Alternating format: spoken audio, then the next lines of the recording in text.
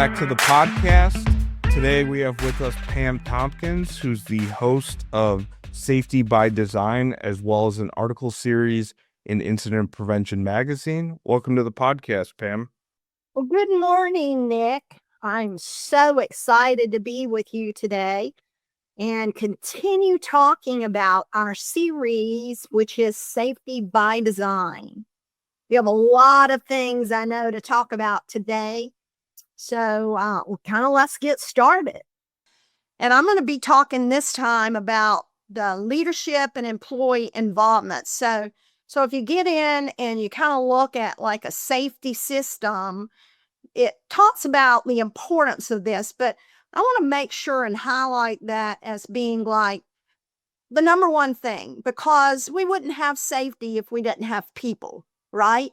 We wouldn't even be talking about safety if it wasn't about people within our organization.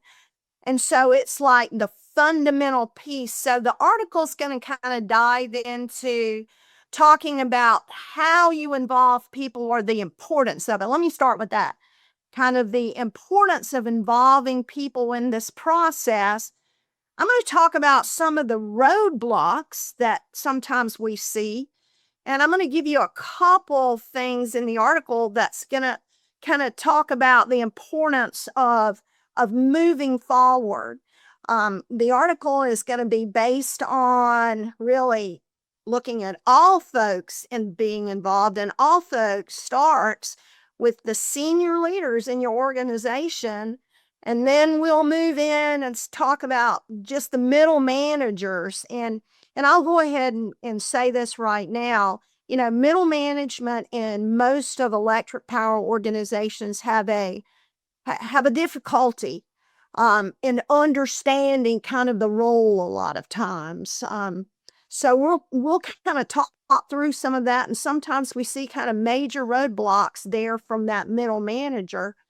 And then we're going to move in and talk about just that frontline leader, or that person that's actually what I call the heavyweight champion of your organization. And then we'll move in certainly and talk about just the involvement of, if you want to move forward in safety, you got to listen to what people are saying and you've got to involve them, and the importance of looking at that as we kind of move through it. Well, yeah, I mean, I think buy-in at all levels on a safety program is extremely important. You know, we look forward to reading this article. We'll link it in the podcast description for folks. It should be out here the next few days. But I wanted to ask, a couple questions. I was thinking, I kind of read the briefing of this article before it went live, before we sent this to the printer. And, why is employee engagement considered a fundamental part of an effective safety system? Well, once again, I start out with the concept of we wouldn't have safety if we didn't have people. So for years in organization, I've been around a long time. And so I've got an opportunity through the years to see a lot of different things. And I will tell you the importance of it is just where I have seen and I know what works. So I'm going to just kind of start with that piece. So for years, the industry was, safety is all about a rule. And if we thought that, hey, we had a rule in place, we could just put that rule out there and people would just follow the rule and nobody would ask any questions. And what we find out is, how in the world can I follow a rule that, number one, I don't know anything about? I don't understand how to integrate it. By the way, it doesn't even work in the job that I'm doing, and I'm the one that is having to do it. So if we're not involving people into the looking at what are the processes, what is safety going to look like integrated into the work that I'm doing, and it makes sense to me. I mean, if we don't involve people, how are we ever going to get there is the way I see it, Nick. Yeah, and I totally get that. And I think that point you raised with just, hey, we created a rule or a program and we just expect it to be followed blindly, um, is kind of a pitfall, and part of that is you put in these new programs, you put in these new tools, you roll out new PPE, but are you testing and evaluating that stuff? I I don't think we do a lot of that, and I think it's an important part of everything we're talking about is just, are we evaluating what we're putting out there to see if it's working, and we can't just keep adding on more things. Yeah, so 100% agreement. In the first article, I said this: more safety stuff does not equal safety. Mhm. So a lot of organizations just keep thinking that we just gonna pile more things on. You have something happen in the organization, and we just keep piling more stuff on people to do. And the stuff that we started with added no value to that person that is trying to take safety and it integrated into the work they're doing and go home safe at the end of the day. So we didn't even listen to what they had to say. And I love the word they because they is everybody in a work organization. But we're not listening to folks. Then, once we listen to these folks, then let's measure whether what we put in place actually brought value to the table. So if without some way to measure, is it working? Is it not working? If it's working, wonderful. If it's not working, we need to do something different. And in so many organizations we go into, things aren't working. People just keep adding more. Something doesn't work, they leave that and then add something else. So we've got to figure out what is working, what is bringing value, what do people understand, what can they put in action item. I'm big on the word action, but Mhm. what can they actually do? I'm going to give you an example of this. Right now in the world of safety, we have this whole concept of hazard identification. And for every worker out there, we have so many tools to identify hazards. And I love that. I think that's a good thing. But what we see as consultants when we go in, and certainly after serious incidents have occurred, hazards were identified.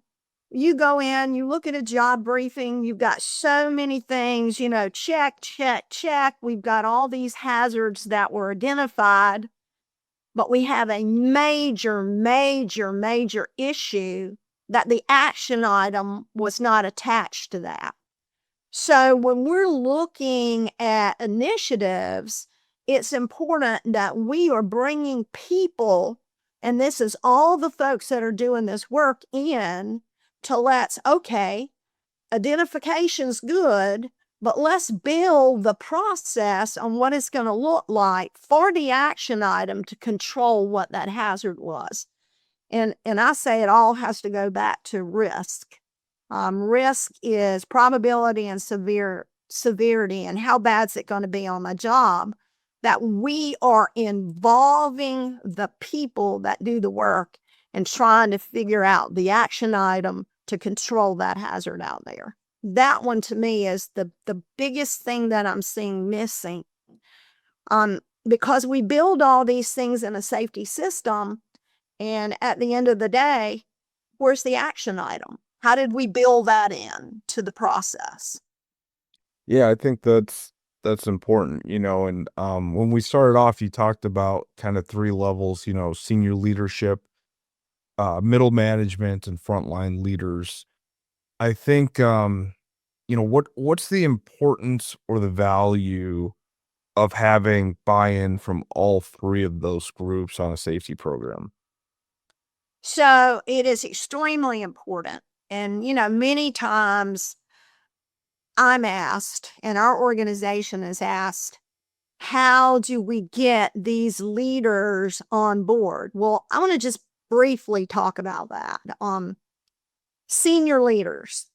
I can't tell you the amount of times we've gone into an organization and the senior leader says, I don't even know how we ever got to this point. Something serious has happened. And they look straight at you and say, how did we get here? How did we get here?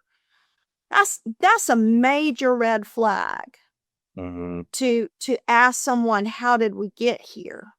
The senior leader many times, or the senior leaders many times in organizations, don't understand the look of safety.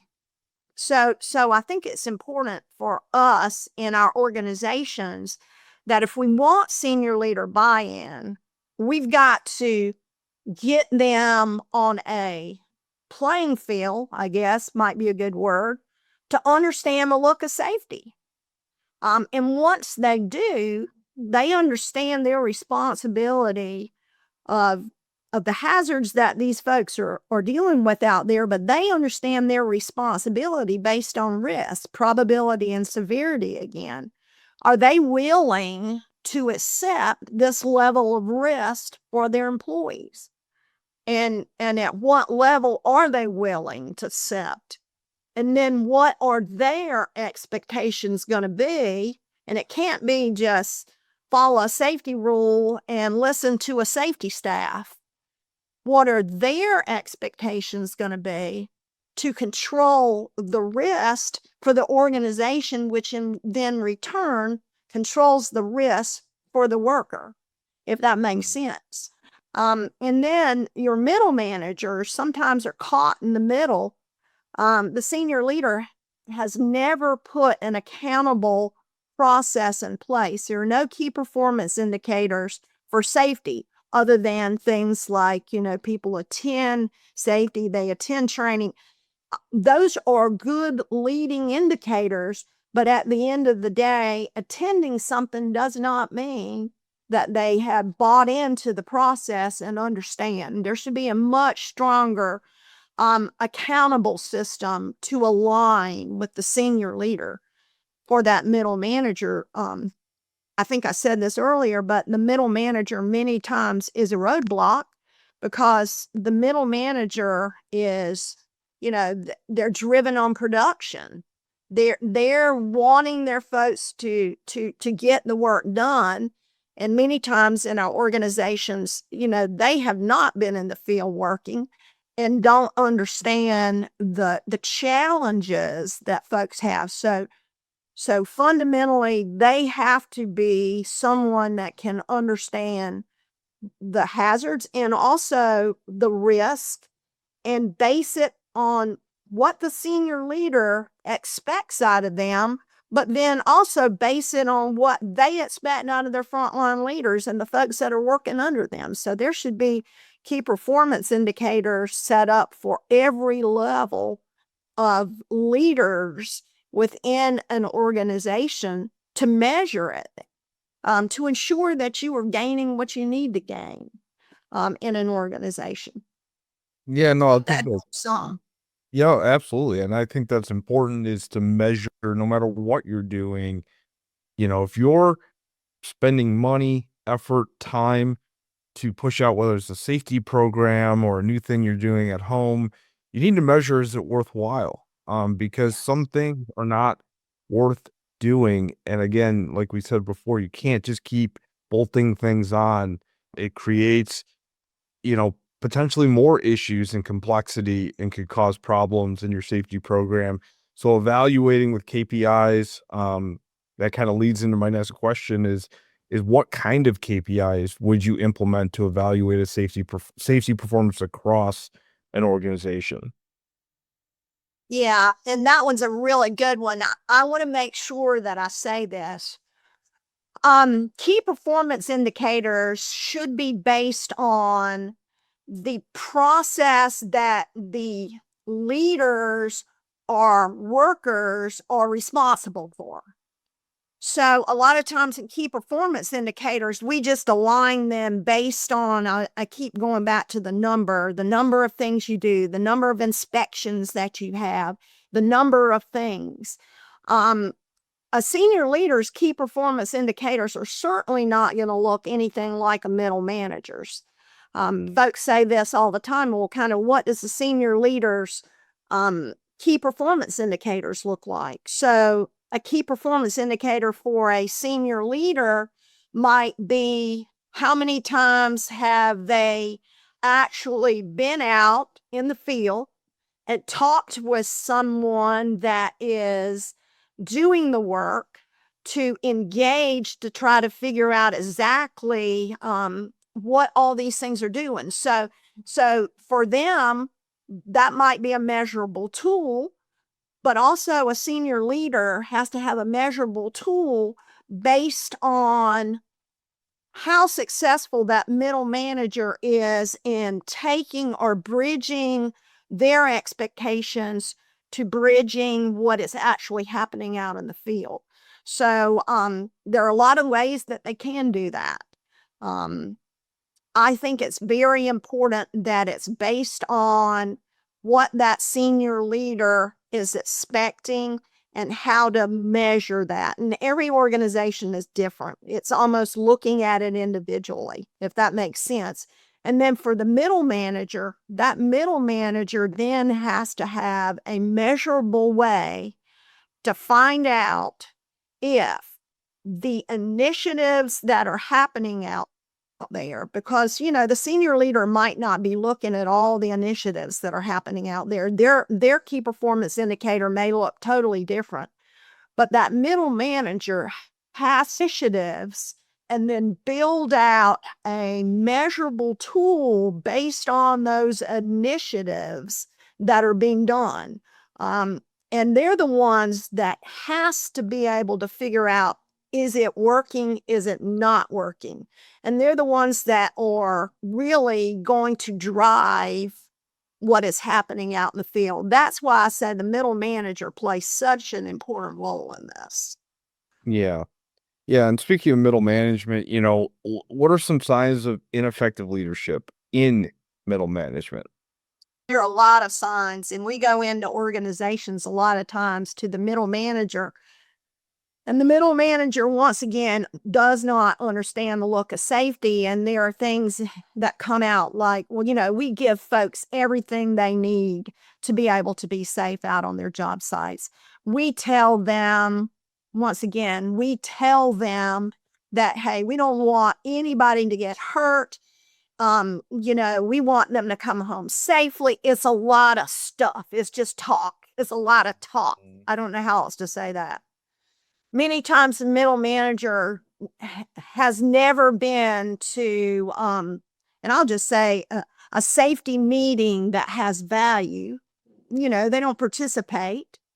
Many times the middle manager is so disconnected from the work that's being done.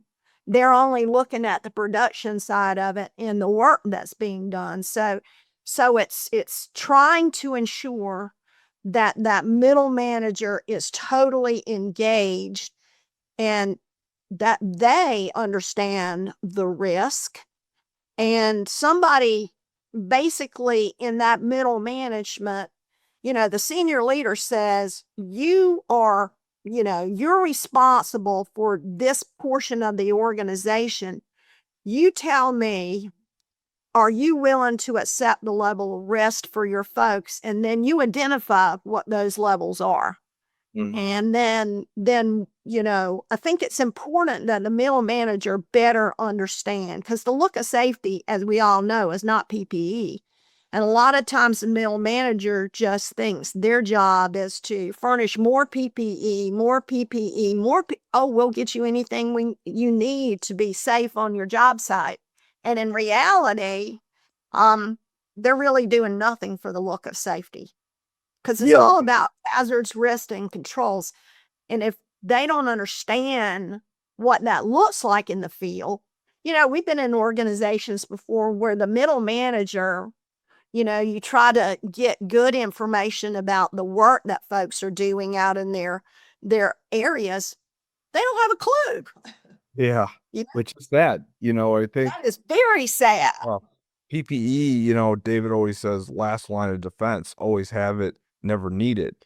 And so I think that's right. And lack of awareness is what I've heard you say in regards to middle management, and maybe they haven't been in the field doing the work before they got to that middle management. And so that creates a blind spot. So I think it sounds like from the three groups, middle management needs the most work to help our safety programs. Oh, go ahead. They definitely need the most work, and they definitely need to be probably the most engaged. Mhm. I'm not saying that senior leaders don't need work. We do. We need to educate our senior leaders because, a senior leader most likely has not gotten in that job. There's some organizations maybe that folks have fell through the cracks, but these are smart folks. They're Yeah. senior leaders of our organization, but they may not have the knowledge. So it's important that we help them with the knowledge. But our middle managers are the ones that we have got to spend the time on. We spend a lot of time on our frontline leader, but if that middle manager is not giving the frontline leader the support, they're not really kind of holding that frontline leader accountable. But I mean, not just based on and I keep going back to this because, yeah, we can we can say that we had this many observations out there, and that middle manager can look at a report. Oh yeah, we've had this many observations. What is that bringing to the table? What I would want to know is we've had 100 observations in the last month. What were the action items that came out of that? Were there any particular areas that we need to focus on?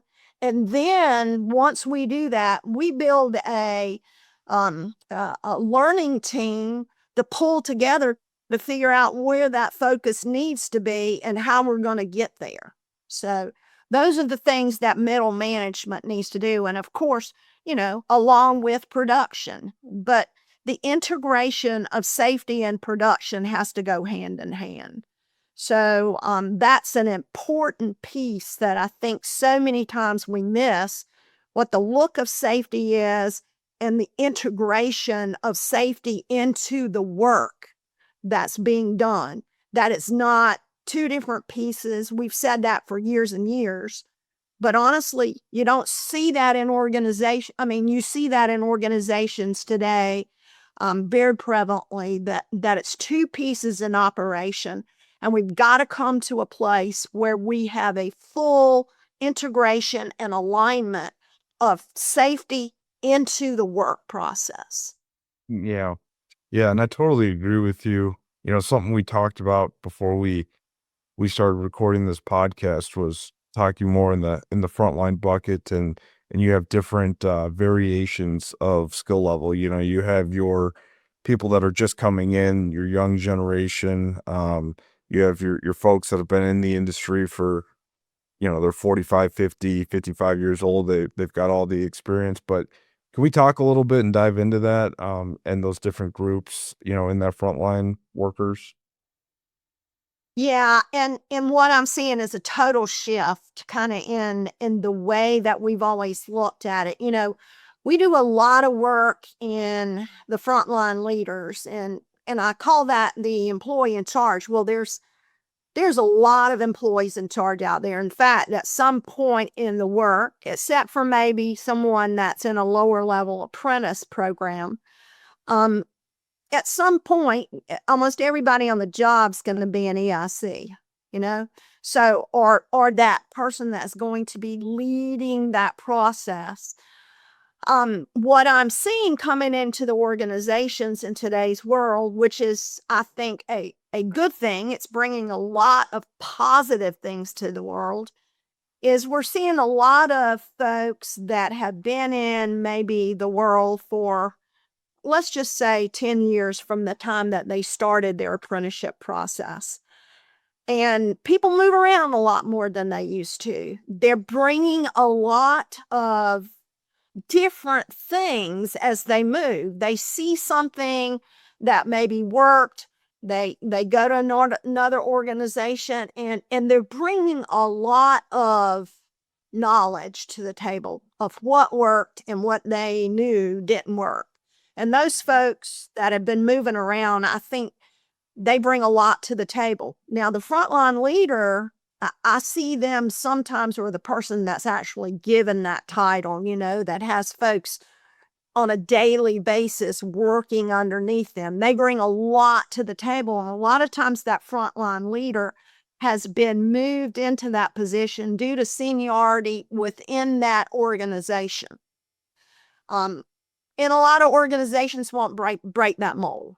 They'll just take that person that's had a number of years in that organization, and then they'll move them in this position.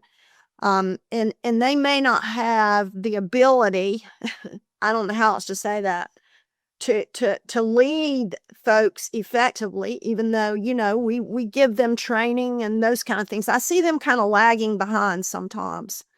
And then, of course, those folks that are kind of lagging behind the folks that have some knowledge, and they're bringing things from other organizations. They've seen these things. Then we see the brand new folks that are coming in, never worked for another organization. They may be straight out of school or trade school, and they're coming into the organization. They've been in the organization maybe for just a couple years. We've got those folks. So I'm seeing kind of a shift of the folks that are or have the ability to lead safety initiatives. Might have changed from where we used to say it was the frontline leader that was kind of leading those safety initiatives. It might be some of these other folks that are coming in that's seen other things work. We're seeing a lot of that in the industry in today's world. Yeah, and I think that's an important trend, which is why I'm glad we're talking about it, because I think you're right. Something we've seen a shift in is utilities, using more of the contractor role in some of the job responsibilities and what they need to get accomplished. And in the past, someone coming out of an apprenticeship program would typically go to a utility and they work their whole career there. And it's like a fish in a pond. You only know your pond, right? And there's a million other bodies of water out there, but you never experience them. These folks that are, kind of middle of the road in terms of their career, like the 10-year folks, including their apprenticeship, they're going to contractors, and those folks, we're seeing them hop from contractor to contractor every 2, 3, 5 years. They're gaining a lot of experience, and they're like, oh, okay, well, that worked over there and that didn't work here. Well, now I'm here and they're trying to do the same thing. Well, that didn't work, and here's why, but here's what does work. And I think that knowledge sharing, along with everything else we're doing in the industry, is helping advance. And so it shifted a little bit, I think, what you're kind of illustrating into those folks that aren't your frontline leaders. It's more of the folks that are in their, 8 to 10-year range that are sharing these ideas and initiatives that are working, and stuff that's not. Yeah, and so that's why it's so important to involve people within your organization, and even new people that are coming into your organization. They bring so much to the table. And I'm not saying it's all going to be beautiful and it's all going to work, 100% of the time, because there are some folks that just move around because they have to move around. So we do have to acknowledge that does happen into the industry, that they are folks that are not going to do it the right way and not be safe. But these folks that are in the industry that are moving, and then they finally decide that, hey, now I'm at a point in my life where I want to settle down some. I want to have a career in an organization. And we just need to be listening and involving folks on the grassroots side of safety. And then all that grassroots start pushing all the way up to that senior leader. Safety is a top down and a bottom up. And if you're not doing the bottom up side of it and the top down side of it, it's not working. But now keep in mind, all that has to align. All that has to come together to work effectively in the organization. Because if the bottom is pushing things and the top never sees value for that, then, at the end of the day, then you are going to really set up a culture of distrust, a culture where people don't want to come to work. And here's what I say to folks, and I say it all the time. If your top-down culture is not listening to your bottom-up culture and doing anything about it, and you are feeling like you are in an unsafe world that nobody's listening to you, leave. Leave. Don't stay there and just get so built up in a cultural process that you are missing the value of safety because it's all about you. Safety is about you. And then when you are in an organization that you can't get these things to come together and to work effectively, then, when safety is about people, people need to take control of their own safety and do something about it. And it may be sometimes leaving an organization. I don't know how else to say. That's powerful and probably the most important thing we said. If you don't feel safe, right, and that you're not being heard, whether it be from upper management or your team around you, an accident hopefully will never happen, but there's a higher risk that it will. And so pull yourself out of that situation, take control. And not every organization's like that. I think it's important to realize sometimes the grass is greener on the other side in the safety world if you're not feeling safe in the work that you're doing. So I really encourage you to read Pam's article. Again, it'll be on incident-prevention.com, as well as linked in this podcast description.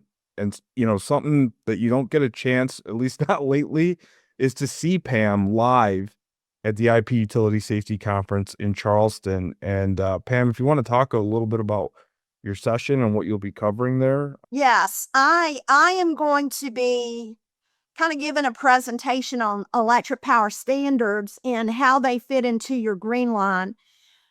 From a standards perspective, I guess I might say, standards can get us so far on the green line.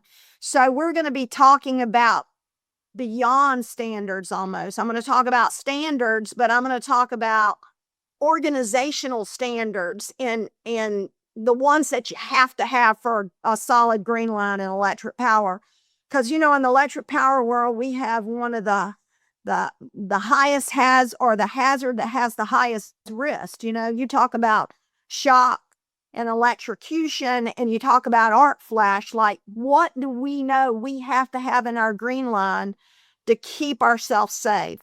And I think that's really the key for every organization. And there are certain standards that if you don't have them on, like the green line, like OSHA is only giving you a minimal amount. But if you haven't solidly put those together, utilizing everybody in your organization, then you may seriously find yourself as a senior or a senior leader would say, how did we get here? So we're going to be talking about that. Well, I really highly encourage you, and it's not just because I'm on here with Pam. I've seen Pam. She's one of the most dynamic speakers. She always draws a huge crowd, and I encourage you to get there early if you want a seat up front. She's extremely knowledgeable and, should be someone that if you're going to attend the IP conference, she should be on your list to go check out. And then Matt, her nephew, Matt Edmonds, if you haven't seen him, he is also equally as good. He is probably one of my favorites to see as well. And he's doing the keynote lunch, and that's on Tuesday. And his title is going to be Somebody Needs to Be Somebody Your Team Needs. And, Matt is extremely dynamic. He's not a boring speaker. I mean, I'm sure we've all heard presentations where you just kind of fall asleep, and it's good knowledge, but if you're not a dynamic speaker, it gets lost. Pam and Matt do not have that issue, so I highly encourage you to check both of them out. And Pam, thank you so much for being here and sharing your knowledge with our audience, and we look forward to your next one. Thank you, Nick. I really enjoyed it. Yeah, same. And I hope everyone got something valuable. We'll put Pam's email, if she's okay with that, in the podcast description. If you'd like to reach out to her, she has her own consulting company called Set Solutions. Please do, and make sure to check her out at the conference.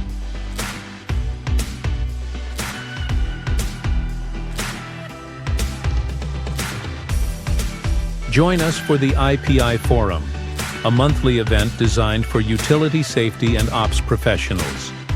Each session brings expert insights on industry topics, trends, and best practices from leaders like David McPeak and Jim Vaughn. Register once and stay connected to a network of peers, ready to share knowledge and solutions. Don't miss this free opportunity. Secure your spot today and earn 1 certification point.